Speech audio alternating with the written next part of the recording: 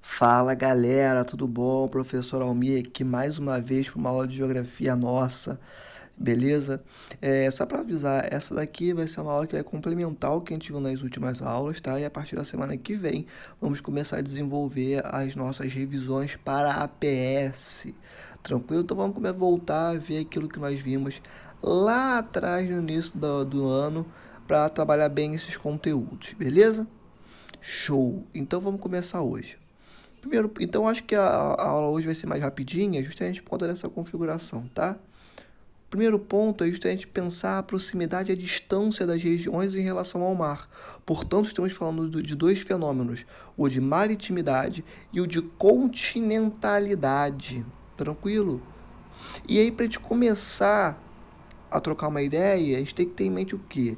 Que existe diferença de aquecimento entre as duas porções, tanto do continente quanto do mar. Continente eu falo onde nós estamos pisando, onde vocês estão pisando, onde vocês estão agora. A gente fala que é a porção continental. E o mar, bom, é o mar, tá? O mar e a terra se aquecem de forma desigual. Aonde nós estamos tem um processo de aquecimento que é bastante diferente da forma de aquecimento do mar. Beleza? As águas se aquecem e se resfriam mais lentamente do que a superfície sólida.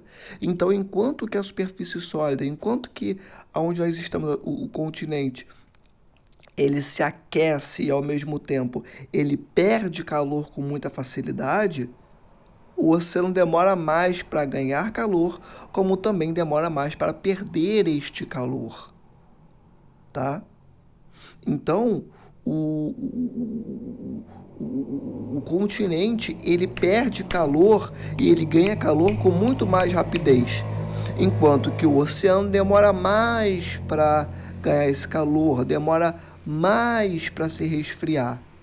Beleza? Vamos destrinchar isso um pouquinho melhor. Primeiro conceito aqui é o de continentalidade, que versa sobre o quê? Que fala sobre o quê? Sobre áreas que estão afastadas dos oceanos. Nesse sentido, absorvem e perdem calor muito rapidamente. Lembra que eu falei que o continente, ele tem essa característica, a superfície sólida tem essa característica de ganhar e perder calor com muito mais rapidez, mas aí a gente tem uma questão para falar antes de passar para o próximo tópico, que é o seguinte: o maior regulador térmico do mundo é a água. Ou seja, regiões que são próximas de oceanos têm temperaturas mais amenas, que variam menos do que regiões que estão mais afastadas. Imaginem só, se o continente de maneira geral já ganha calor mais rapidamente, perde calor mais rapidamente, imagina se for uma região distante do mar. Percebem? Agora, se essa região estiver próxima do maior regulador térmico do planeta, que é a água, aí as temperaturas ficam mais amenas, aí as temperaturas variam menos. Beleza? Fica um ambiente mais úmido. Por que Brasília é tão seco? Porque Brasília é uma região que sofre do fenômeno da continentalidade, está no meio do continente, está afastado do mar.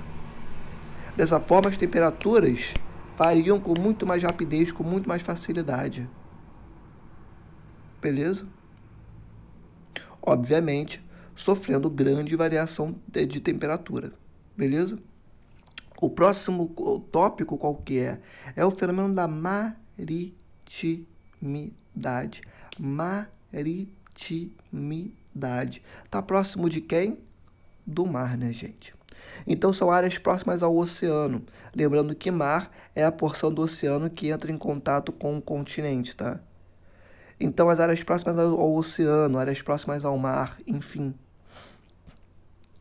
As temperaturas pouco variam ao longo do dia. O que eu falei?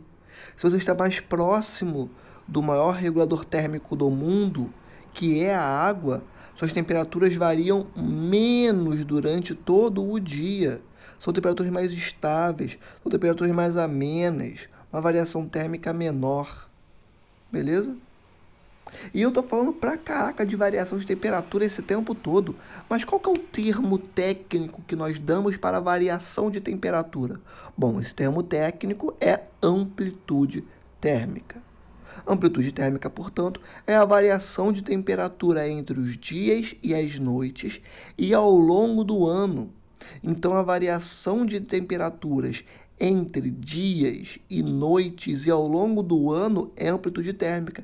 Basicamente é o seguinte: é a diferença de temperatura do momento do dia e da noite, do momento mais quente do dia e do mais frio da noite. A diferença dessas temperaturas é a amplitude térmica. Ao passo que nós medimos isso também ao longo do ano. Olhamos as as maiores temperaturas ao longo do ano e as menores temperaturas ao longo do ano. Essa diferençazinha aqui, ó, é a amplitude térmica. Entenderam? Então, amplitude térmica é a variação de temperatura entre os dias e as noites, como também ao longo do ano, quando medimos a diferença entre as maiores e as menores temperaturas. Beleza? Quanto maior a distância de um lugar em relação ao mar, maior a diferença de temperatura entre o dia e a noite, como a gente já viu anteriormente. Só lembrando, continentalidade são regiões que estão afastadas do oceano, que estão afastadas do mar. E a água, enquanto maior regulador térmico, tem um impacto direto na temperatura de uma região. Se essa região está afastada desse regulador térmico, bom, as temperaturas vão variar mais. Beleza?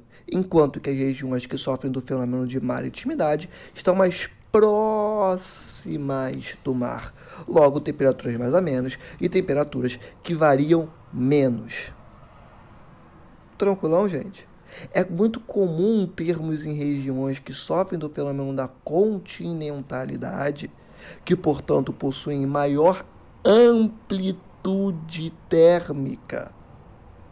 Dias muito quentes, com temperaturas muito altas e secas. Ao passo que à noite, bom, aí à noite é muito frio, é bastante frio e também seco. Beleza? Por que seco? Porque está longe do mar. Pegaram? Próximo tópico. Vegetação e temperatura. Vamos ver essa relação que existe entre esses dois pontos tão fundamentais para a vida no planeta. A cobertura vegetal que se distribui sobre a superfície terrestre influencia no clima de duas formas. Então, logo de início, é bom a gente ter em mente que a cobertura vegetal, as espécies vegetais, a vegetação influencia no clima do mundo, tá bom? Taxa de irrigação. O que é isso, professor? É o seguinte, irrigação não, perdão, gente, isso aqui é taxa de irradiação. Ah, não, tá escrito irradiação, eu que pensei errado. Vamos lá, gente, desculpa. Taxa de irradiação. Li uma coisa e pensei outra, desculpa.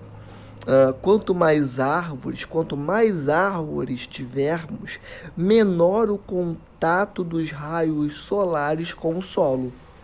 Professor, eu não entendi. Já vou explicar isso com mais detalhe, mas eu vou somar aí que quanto mais árvores e também quanto maiores forem essas árvores, menor será o contato dos raios solares com o solo. Como assim? Seguinte, pega qualquer foto aí no Google que vocês conseguirem, relacionada à Amazônia, por exemplo. Bota vegetação Amazônia. Vai aparecer aquele tapetão verde, né? Um monte de copa de árvores que forma aquele mar verde assim na Amazônia. Verde, verde, verde, verde, verde. De tal forma que a gente chega a pensar, a conceber que o relevo amazônico poderia ser homogêneo. Só que não, feito só de planícies, só que não. O relevo amazônico tem planaltos, tem planícies, tem depressões, é um relevo bastante vasto, mas a gente, por conta desse tapetão verde que é formado pela copa das árvores, a gente acaba pensando que o relevo amazônico, de maneira errada, é formado de planícies, algo homogêneo. Então, só de início, a gente já consegue imaginar que, bom, Temos grandes árvores, que inclusive a gente chama essa espécie de dossel, e muito numerosas, de tal forma que você, vendo essa foto ou passando de helicóptero por cima da Amazônia, você não consegue olhar o solo, você não consegue ver o chão. Você só acha que o relevo é homogêneo porque você não consegue ver o chão. Imagina a radiação solar. A radiação solar, ela é toda captada. Toda não, né? Mas grande parte dessa radiação solar é captada pela copa das árvores, pela copa dessas espécies vegetais. Logo, há um menor contato dos raios solares com o solo. Pegaram? Muitas árvores, árvores muito grandes e num número muito significativo. A radiação solar tem dificuldade em alcançar o solo. Sacaram? Portanto, temos uma irradiação solar menor. Não é uma irradiação solar menor porque lá bate menos sol, porque lá temos uma menor taxa de irradiação solar. Isso não faz nem sentido. A taxa de irradiação solar é menor por conta do menor contato entre essa radiação com o solo, por conta dessas espécies vegetais distribuídas sobre esse espaço. Pegaram? Então, quanto mais árvores, e aí eu adiciono, quanto mais árvores e quanto maiores são essas árvores, menor é o contato dos raios solares com o solo. Dessa forma, obviamente, os solos são menos quentes. Nossa, passou uma moto aqui bem alta, desculpa, gente. Então, se tem menor radiação solar, menos radiação entrando em contato com o solo, obviamente esse solo vai ser menos quente. Se vocês chegassem na Amazônia agora e encostassem no solo da Amazônia, ele ia estar umidozinho, ia estar fresquinho, geladinho. Por quê? Porque temos menor penetração de raios solares, solos menos quentes. Tranquilão, gente? Ao passo que quanto menos árvores, e aí eu adiciono quanto menores as árvores, maior é o contato dos raios solares com o solo. Ora, se temos menos espécies vegetais distribuídas e se temos espécies menores em tamanho, obviamente o contato da radiação solar com o solo vai ser muito maior. Logo, temos o que? Uma irradiação solar maior e solos mais quentes, obviamente. Beleza, gente? Passando. E a segunda forma da vegetação interferir no clima,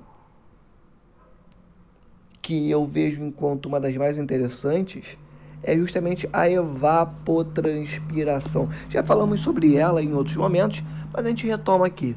A evapotranspiração, basicamente, ela funciona de que forma? Bom, a espécie vegetal tem as suas raízes. Ela suga a água que está no solo, ou no subsolo, ou no lençol freático. Ela suga essa água que está lá embaixo para poder se manter. Da mesma forma que ela retém a água que cai da chuva e absorve também essa água pelas suas folhas. Show de bola. Só que essas folhas possuem algumas estruturas, podem anotar aí, que se chamam estômatos. Estômatos são buraquinhos mesmo, lá na folha da espécie vegetal da árvore.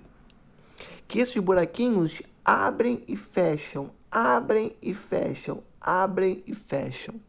Justamente para quê? Para absorver essa umidade e também para desenvolver a evapotranspiração. Ou seja, essa umidade toda que é retida por essa árvore, a partir tanto das suas raízes como pelas suas folhas, é mandada embora por esses buraquinhos que nós chamamos de estômatos. Eles abrem, a umidade sai em forma de vapor e vai contribuir e vai se somar às massas de ar que são desenvolvidas sobre essas regiões. Sacaram? Voltando à Amazônia, não tem como não falar de Amazônia. Lá é formada a maior massa de ar do mundo, que influencia o clima do Brasil inteiro, lembrando que o Brasil tem o tamanho de um continente, como também influencia o clima do mundo inteiro. Perdão. Que é a massa equatorial continental, ou MEC. Essa massa de ar ela é formada pela evaporação de corpos hídricos. Vamos lembrar, evaporação, calor sobre água. A água aquecida se transforma em vapor, lembra? Então, a água dos corpos hídricos aquecida, se transformando em calor, vai compor essa massa de ar quente e úmida, assim como a água liberada pelas espécies vegetais da Amazônia, e que não são poucas, também vai compor essa massa de ar. Não à toa, a massa de ar desenvolvida na Amazônia é a maior do mundo e com grande influência no clima global. Ou seja, quando desmatamos a Amazônia, mais uma vez, estamos afetando diretamente essa massa de ar que influencia na constituição do clima do planeta inteiro. Alguns cientistas, inclusive, apontam que o Brasil só não é um grande cerrado por conta da Amazônia. Então, essa evapotranspiração, que é a umidade que está dentro da árvore, da espécie vegetal, que é jogada para fora por meio das suas folhas, por meio dos estômatos das folhas que abrem e fecham, é fundamental para o desenvolvimento de massas de ar quentes e úmidas. Tranquilo, gente? Aqui, uma floresta mais densa retém mais calor. Tranquilo? Agora, relacionando os dois pontos que a gente conversou. Uma floresta mais densa retém mais calor. Tem mais espécies, e essas espécies retêm a radiação emitida pelo Sol, retém mais calor. De mesma forma que a evapotranspiração, de tal forma que retém mais calor e tem uma grande influência na umidade relativa do ar por conta da evapotranspiração desenvolvida por suas inúmeras espécies. Beleza, gente? Mais vegetação, mais retenção de calor, mais evapotranspiração, mais influência na umidade do ambiente. E se eu falei que essa umidade vai compor massas de ar, o que são massas de ar? Nuvens. Já vimos na aula passada e na retrasada também. Logo, nós temos também essa umidade vinda dessas espécies vegetais, intensificando a formação de nuvens e de chuvas na região. Quanto mais densa, ou seja, quanto mais vegetação, quanto mais verde nós temos em uma floresta, mais retenção de calor, mais evapotranspiração, mais úmido é o ar dessa região e maior é a formação de chuvas e de nuvens nessa região. Não à toa, na Amazônia você tem hora contada, todo mundo sabe que em tal hora você tem chuva. Por quê? Porque vai se somando o vapor d'água vindo dos corpos hídricos ou das espécies vegetais, de tal forma que chega no seu limite em um dado momento do dia e chove. Sacaram? Então a evapotranspiração, a quantidade de espécies vegetais é fundamental para o clima de uma região. E aí, voltando na MEC, a gente está falando até agora de como que a vegetação influencia no clima. E eu falei da MEC, que é formada na Amazônia, que correlaciona esses elementos que estamos conversando aqui. E a MEC influencia no clima do planeta inteiro. Estão pegando a relação da vegetação com o clima. E a MEC só existe porque, claro, ela existe por conta da evaporação dos corpos hídricos, sem dúvidas. Mas o que seria a MEC sem a mata?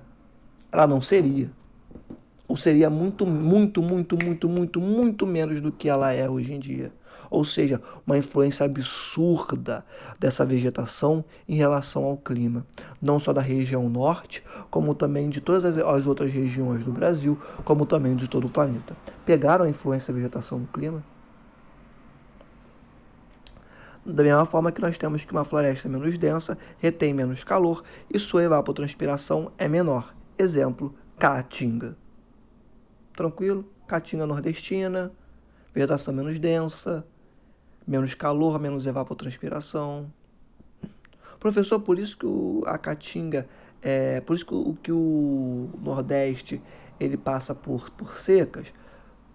Não só. São questões mais complexas que depois a gente fala só sobre isso. Se eu falar agora, a gente vai enrolar o meio de campo, tá? Depois falamos sobre isso. Show. Então, exemplo de vegetação frondosa, uma vegetação mais densa, com maior retenção de calor, com maior desenvolvimento de evapotranspiração, Amazônia, Mata Atlântica. Exemplo de vegetação menos frondosa, menos densa, que tem um menor desenvolvimento de evapotranspiração, Caatinga. Show de bola?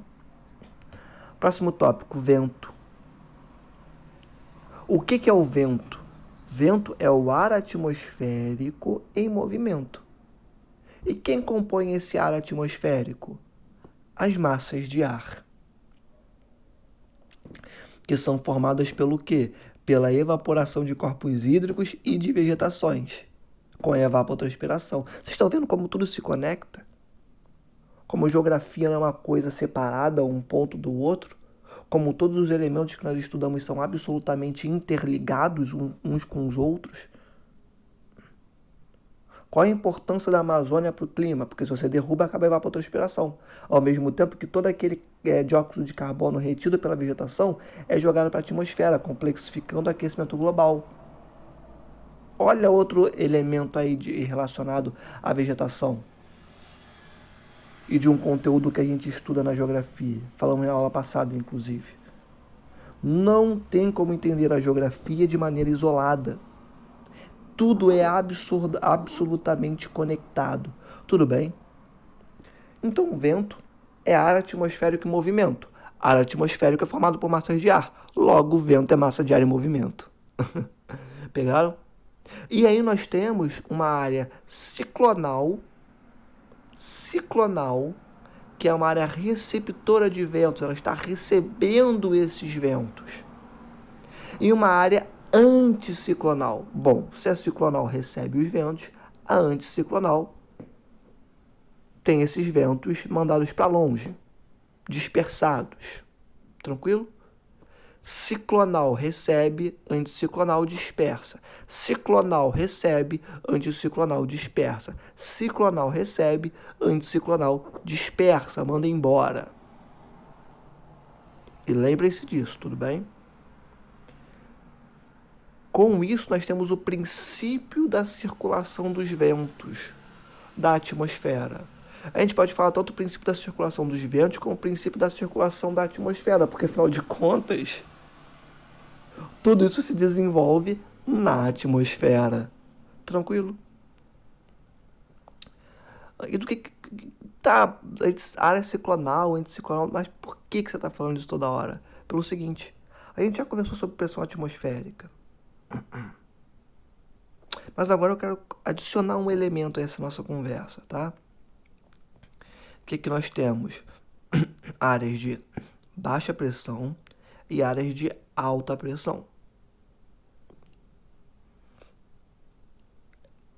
E lembrem-se do seguinte, massas de ar são formadas pelo quê? Pela evaporação vinda de corpos hídricos e também de vegetação. Na verdade, gente, a gente fala corpos hídricos e vegetação só para simplificar, mas não é só desses dois, tá? Tudo que tem água, ser vivo, ser humano, tudo que tem água vai ter vai contribuir para o processo de formação dessas massas de ar, porque essa água vai ser evaporada e vai se somar a essas massas de ar quentes e úmidas, tá?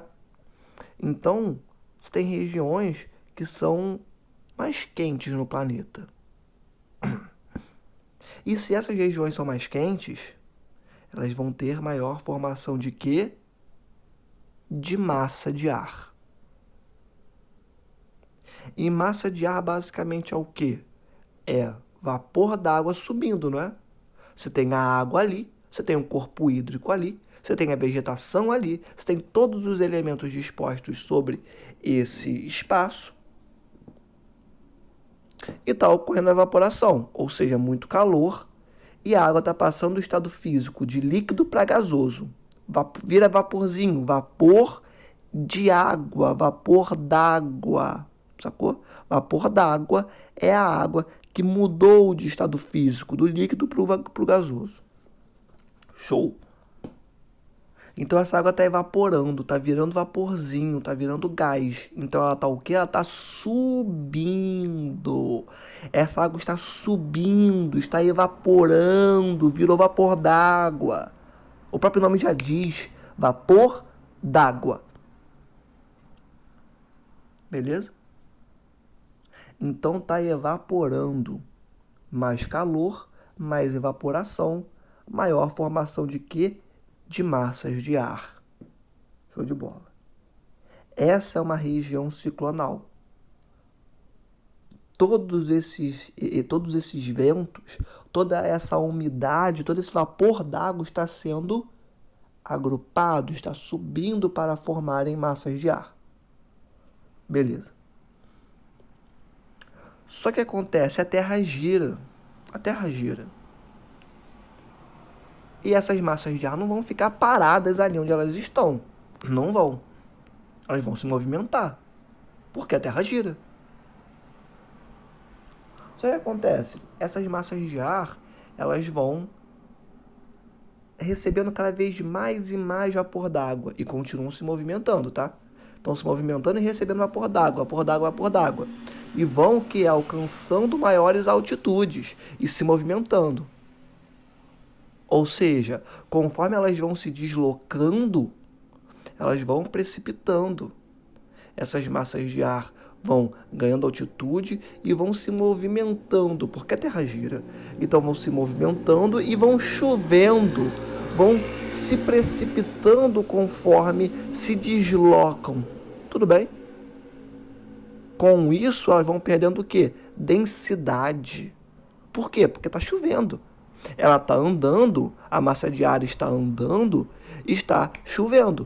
E a massa de ar é formada por quê? Por vapor d'água, basicamente. E se o vapor d'água está caindo, ela está ficando mais vazia. Ela está ficando menos pesada, menos densa, sacaram? Então, se ela está ficando menos densa, ela começa a cair. Ela vai caindo, vai caindo, vai caindo, perdendo altitude. Até que ela chega num ponto que ela cai. Claro que ela não vai precipitar, cair e fazer um buraco no chão. Mas ela perde altitude. E ela vai descer sobre uma região. Essa região em que as massas de ar, que anteriormente eram quentes e úmidas, porque vieram do vapor d'água oriundo dessa evaporação. Só que como elas foram precipitando, como elas foram alcançando maiores altitudes, logo foram resfriadas.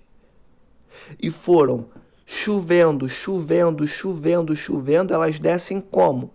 Secas. Pegaram? Elas descem secas e menos quentes. Entenderam o esquema da parada? Secas e menos quentes. Perderam calor e perderam umidade durante esse processo. Então, uma região de alta pressão é uma região que recebe essas massas de ar mais secas e menos quentes. Tranquilo? A região de alta pressão, a gente fala que é uma região de dispersão de ventos. Porque quando essa massa de ar desce sobre essa região, vamos lembrar, a Terra gira. Então, como a Terra desenvolve esse movimento, ela desce sobre essa região de alta pressão e, ao mesmo tempo, ela volta para a região na qual ela foi desenvolvida, que é uma região de baixa pressão. Então, a gente fala que os ventos se desenvolvem das regiões de alta pressão para as regiões de baixa pressão. Vamos lembrar, evaporação nas regiões de baixa pressão. Formam-se massas de ar, elas ganham altitudes, a Terra gira, essas massas de ar vão se deslocar. Conforme elas vão se deslocando, elas vão precipitando, elas vão chovendo. Ficam vazias, menos densas, perdem altitude e descem em um ponto. Esse ponto é a região de alta pressão. E essa massa de ar que anteriormente era quente e úmida, agora é menos quente e mais seca.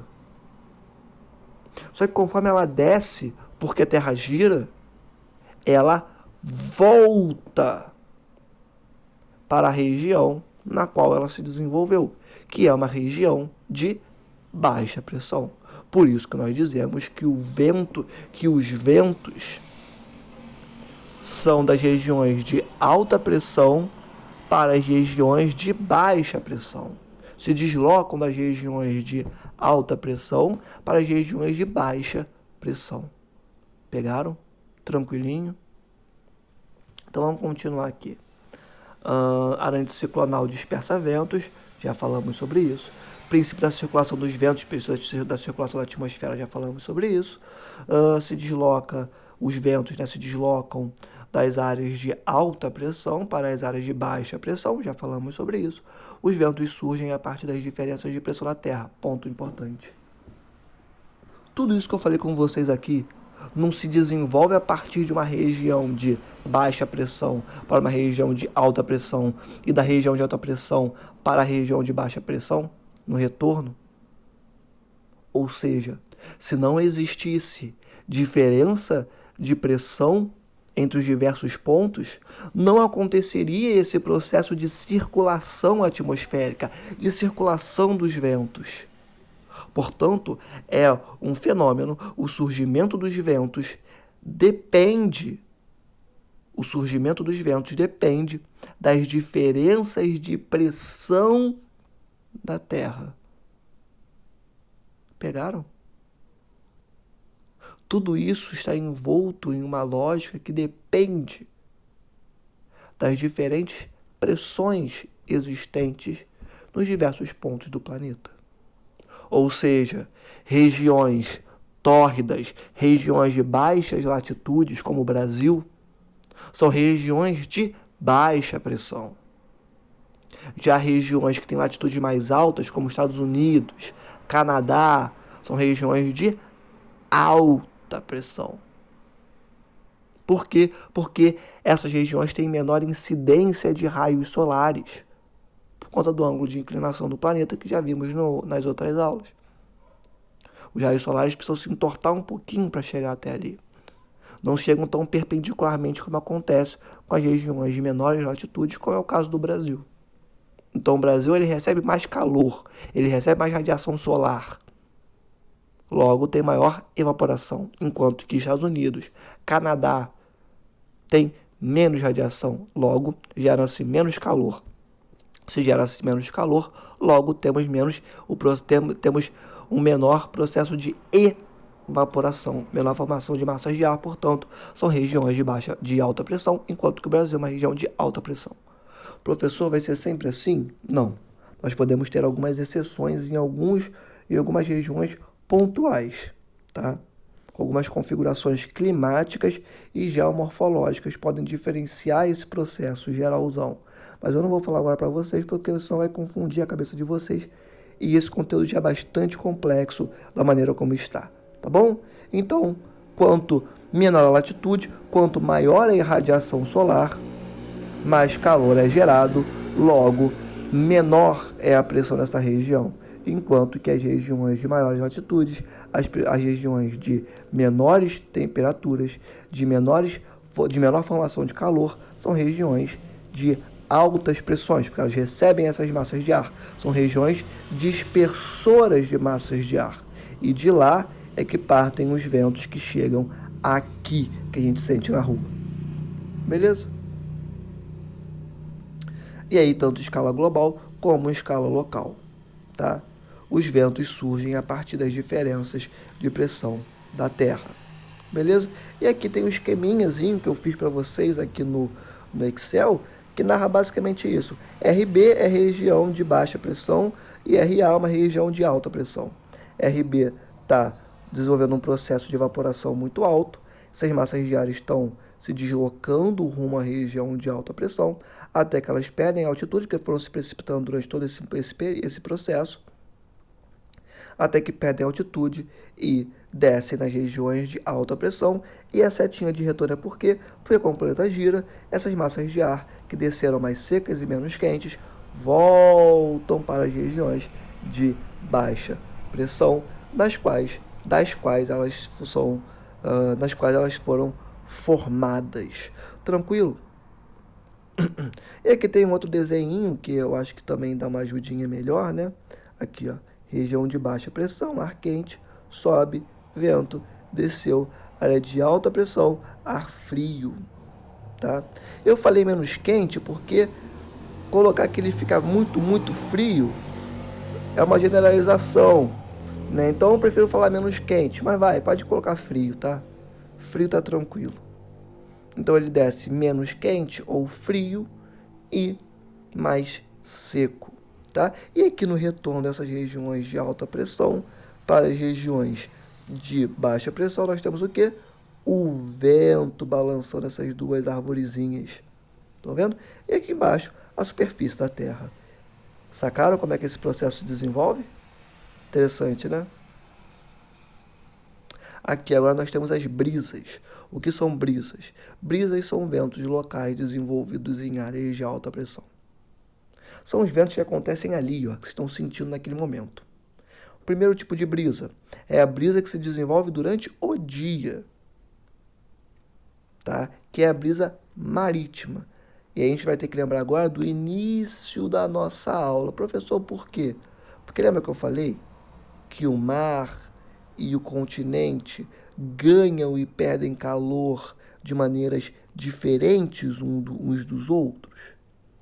Pois bem, durante o dia, em regiões de temperaturas elevadas, regiões quentes, os ventos se deslocam do mar em direção ao continente. Professor, por quê? Porque durante o dia é o seguinte: o continente ganha calor mais facilmente, lembram? Se ele ganha calor mais facilmente, ele se desenvolve no continente maior processo de evaporação.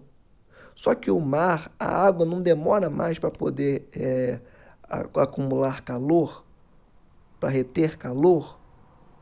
Logo, o continente se torna uma região de baixa pressão, porque é dali que está acontecendo a maior taxa de evaporação, maior taxa de formação de massas de ar quentes e úmidas. E o mar, como está mais frio, é uma região de alta pressão. E como a gente já falou, o vento ele parte da região de alta pressão para a região de baixa pressão. Logo, quando a gente fala das brisas marítimas vem de mar, a gente está falando dessa conjuntura. E por que é de dia? Porque de dia a gente tem maior radiação, porque é de dia que a gente tem radiação solar. À noite a gente não tem. Beleza? Aí é que eu dou uma explicaçãozinha. Durante o dia, a faixa de praia, eu coloquei praia só para vocês conseguirem visualizar aqui no desenho. Beleza? E aí, no lugar de praia, poderemos colocar a porção continental também, tá?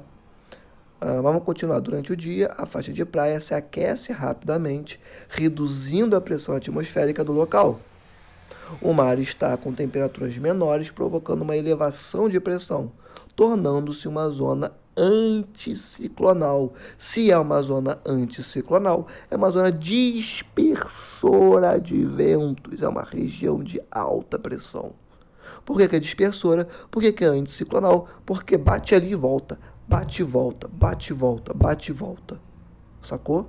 Então é anticiclonal, é dispersora de ventos. Ao mesmo tempo, nós temos a brisa terrestre. E a brisa terrestre se desenvolve à noite. E é o inverso, tá?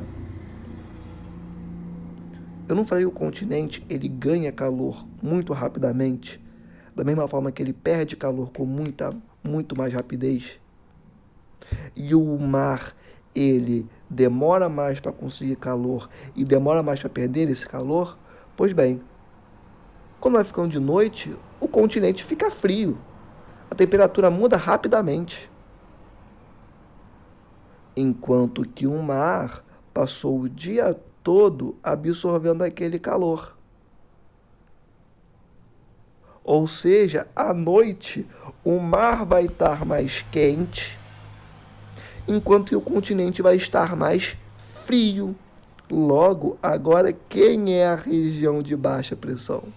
A região de baixa pressão agora é o mar. E o continente, ou faixa de areia, enfim, é a região de alta pressão. E como a gente sabe, bom, bate da região de o vento se desloca da região de alta pressão para a região de baixa pressão. Logo, a brisa terrestre, perdão, ou seja, a brisa que parte da terra onde nós estamos, do continente, para o mar. E, obviamente, que esse processo só pode se desenvolver à noite. Pegaram? Então, basicamente, brisa é isso. Aí temos um desenho aqui embaixo, um esqueminha maneiro, para a gente conseguir visualizar melhor essa configuração. Beleza, gente? E é isso, gente. Essa foi a nossa aula de hoje. Espero que vocês tenham curtido. Espero que tenha sido bastante instrutiva, tá? E é isso.